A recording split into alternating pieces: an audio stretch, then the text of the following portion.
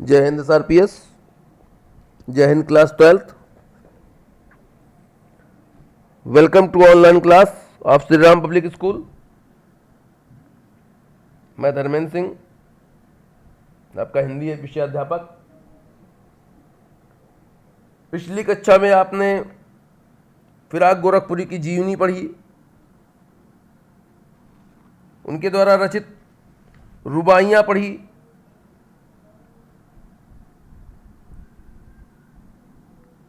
किस प्रकार फिराक गोरखपुरी ने अपने रुबाइयों के माध्यम से वात्सल्य का मनमोहक चित्रण किया है।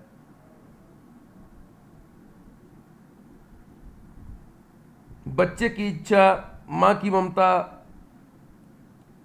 त्योहारों की का सौंदर्य,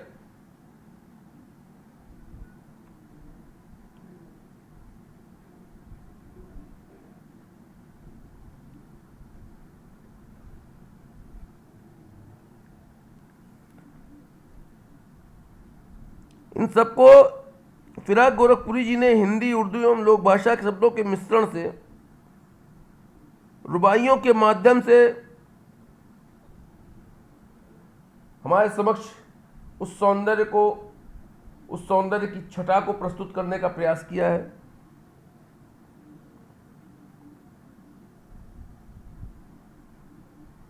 आगे आज हम उनके द्वारा रचित गजल पढ़ेंगे।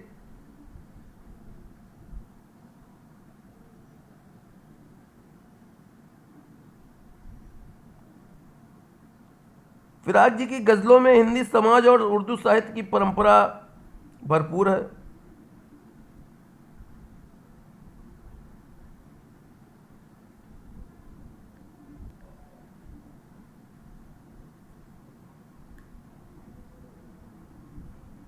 आपकी पाठ्य पुस्तक में फिराक जी द्वारा रचित पहली गजल नौरस गुंचे पंखुड़ियों की नाजुक गिरहें खोले हैं।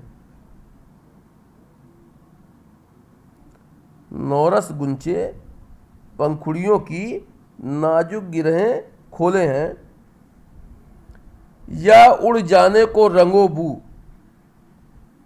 गुलशन में पर तोले हैं। पुनः सुन ले। नौरस गुंचे पंखुड़ियों की नाजुक गिरहें खोले हैं, या उड़ जाने को रंगोबू गुलशन में पर तोले हैं। यहाँ नौरस का अर्थ होता है नया रस, गुंचे माने होता है कली, नाजुक माने कोमल, गिरह माने बंधन, रंगोबू मतलब होता है रंग और खुशबू या सुगंध, गुलशन माने बगीचा, पर तोलना मतलब पंख फैलाना।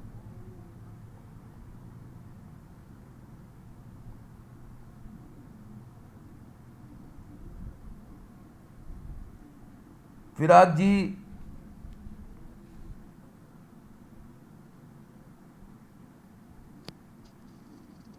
इस गजल के माध्यम से अपनी आंतरिक अनुभूतियों का वर्णन कर रहे हैं, उसको स्वर दे रहे हैं। फिराक जी कहते हैं कि नौरस गुंचे पंखुड़ियों की, अर्थात नए रस से युक्त कलियां अपने पंखुड़ियों की नाजुक गिरहें खोले हैं। नाजुक जो बंधन है, जो गांठ है, उसको खोल रही हैं। जब वो उसको खोल रही हैं तो ऐसा लगता है मानो उड़ जाने को रंगोबू गुलशन में पर तोले हैं। वे अपनी खुशबू, अपने रंग,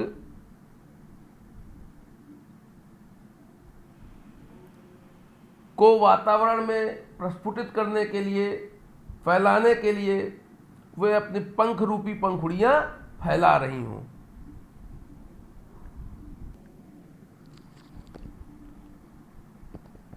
हम कह सकते हैं कि एक कली धीरे धीरे पुष्प बनने की तरफ अग्रसर है।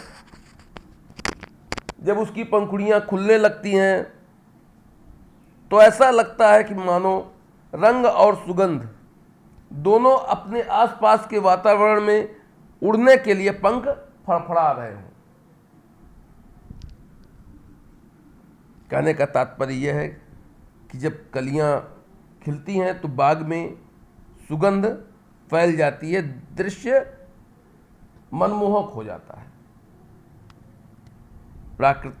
प्रकृति के सौंदर्य का सुंदर वर्णन है। उर्दू फारसी भाषा का प्रयोग है। बिंब योजना है। रंग व खुशबू पर मानवीय क्रियाओं के आरोपण से मानवीकरण अलंकार है।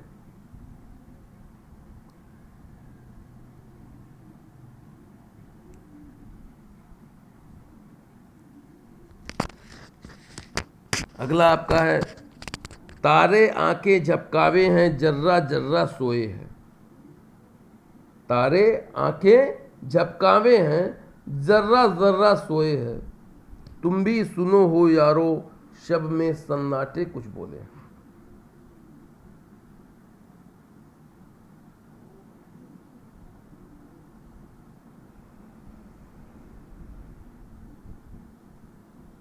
यहां पे झपकावे मतलब होता है आंखें बंद करना और खोलना। जर्रा जर्रा माने होता है कण कण। सन्नाटा मतलब होता है मौन या चुप्पी। शब माने होता है रात।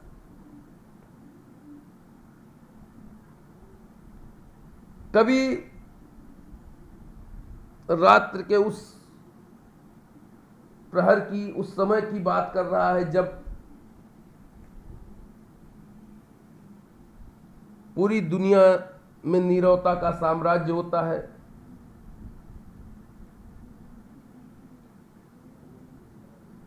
कभी कह रहा है तारों को देखकर ऐसा महसूस होता है, तारे आंखें झपकावे हैं। तारों को देखकर ऐसा महसूस हो रहा है मानो अब वे भी नींद के आगोश में जाना चाहते हो, अर्थात उन्हें भी अब लग रहा है, उन्हें भी अब नींद आ रही है।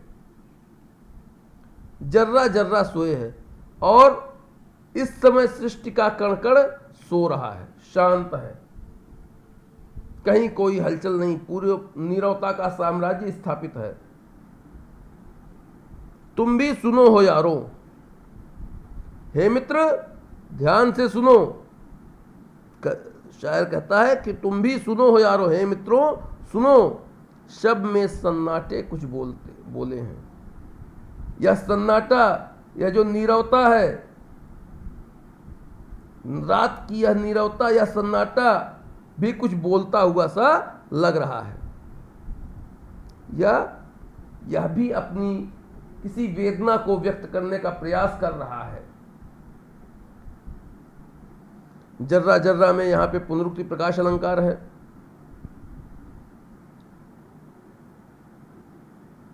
सन्नाटे के बोलने में मानवीकरण तथा विरोधाभास है। तारे आंखें झपकावे हैं से तारों का मानवीकरण किया गया है। उर्दू शब्दावली।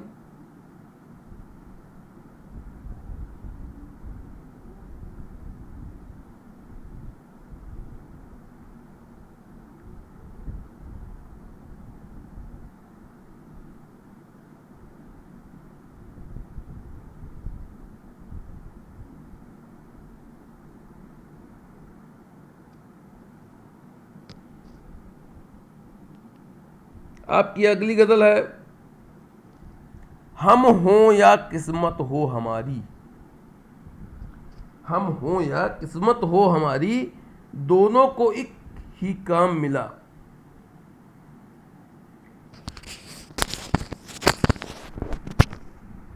हम हों या किस्मत हो हमारी, दोनों को एक ही काम मिला। किस्मत हमको रो लेवे है, हम किस्मत को रोले हैं।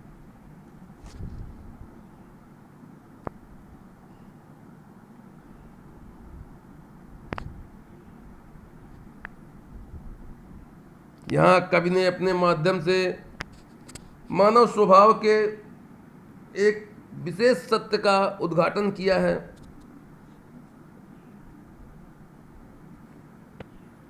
कभी भी अगर हमको असफलता प्राप्त होती है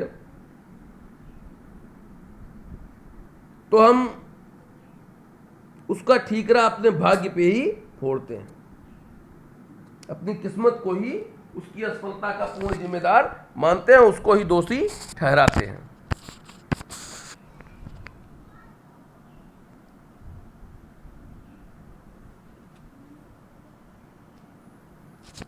शायर कहता है, हम हो या किस्मत हो हमारी, अर्थात हमें और हमारी किस्मत को, दोनों को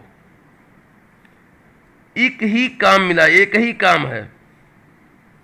दोनों के पास मात्र एक ही काम है। किस्मत हमको रोले हुए है, हम किस्मत को रोले हैं। अर्थात किसी भी अभाव के लिए, किसी भी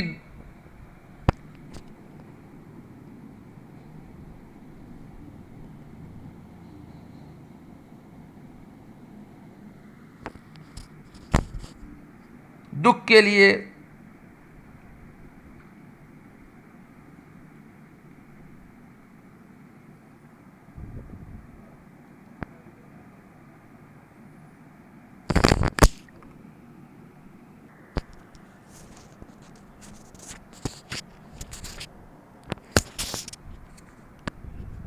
हम अपनी किस्मत को दोषी ठहराते हैं। कहने का तात्पर्य यह है कि कभी अपने भाग्य को दोष ठहराता है अपनी दयनीय दशा के लिए, और भाग्य उसकी अकर्मण्यता को देखकर उसके ऊपर झल्लाती है। दोनों एक दूसरे पे दोषारोपण करते हैं, कोई दूसरा कार्य नहीं है दोनों के पास।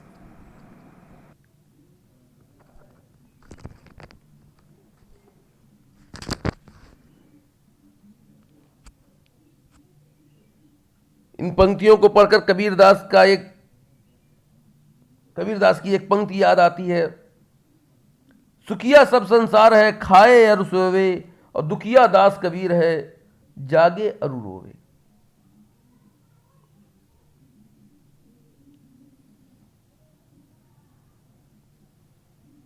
यह वही जागना और रोना है जिसमें अपने दुख में भी दूसरों की सुधि होती है। यही दुख फिराक को कबीर से जोड़ता है।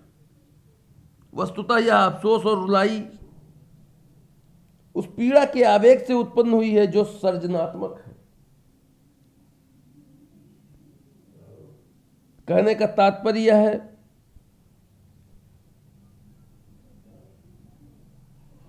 कि जो समाज के बारे में सोचता है,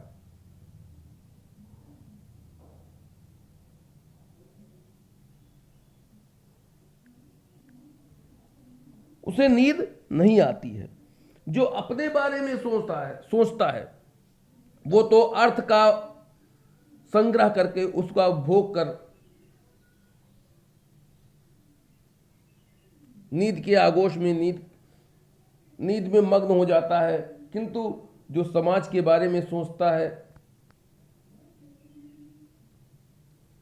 कुछ समाज के लिए कुछ अच्छा करने के लिए सोचता है, उसको नींद नहीं आती है।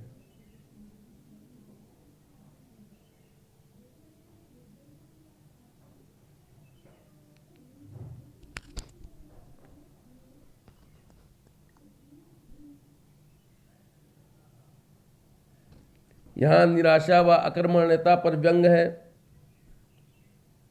उर्दू फारसी शब्दों का प्रयोग है।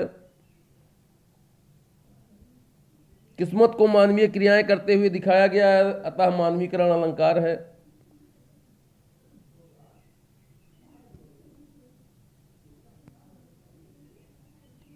अब हम आपको इन तीनों गजलों के आधार पर कुछ प्रश्न बताएंगे, जिनका समुचित उत्तर आप लिखने का प्रयास कीजिएगा। हम पुनः कह दें कि अगर कहीं पे किसी भी समस्या से आप दो चार होते हैं, कोई समस्या आपको समझने में आती है, उत्तर को लिखने में आपको कोई समस्या आती है तो आप सायंकाल 6:30 to 7 PM पे कमेंट के माध्यम से उसको पूछ सकते हैं। Sorry, 6 PM to 6:30 PM, 6 PM to 6:30 PM पे आप कमेंट के माध्यम से उसको पूछ सकते हैं। पहला प्रश्न है आपका, प्रथम पंक्ति नौरस गुंचे पंखुड़ियों की नाजुक गिरहें खोले हैं का आशय स्पष्ट करें। प्रथम पंक्ति नौरस गुंचे पंखुड़ियों की नाजुक गिरहें खोले हैं का आशय स्पष्ट करें।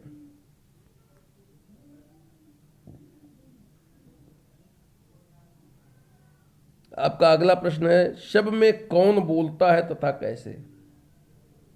शब्द में कौन बोलता है तथा कैसे। अगला प्रश्न आपका है, कवि ने मानव स्वभाव के बारे में किस सत्य का उल्लेख किया है। कवि ने मानव स्वभाव के बारे में किस सत्य का उल्लेख किया है। आपका चौथा और अंतिम प्रश्न है, किस्मत हमको रोले है का अर्थ स्पष्ट करें। किस्मत हमको रोले है का अर्थ स्पष्ट करें। Thank you class, see you tomorrow.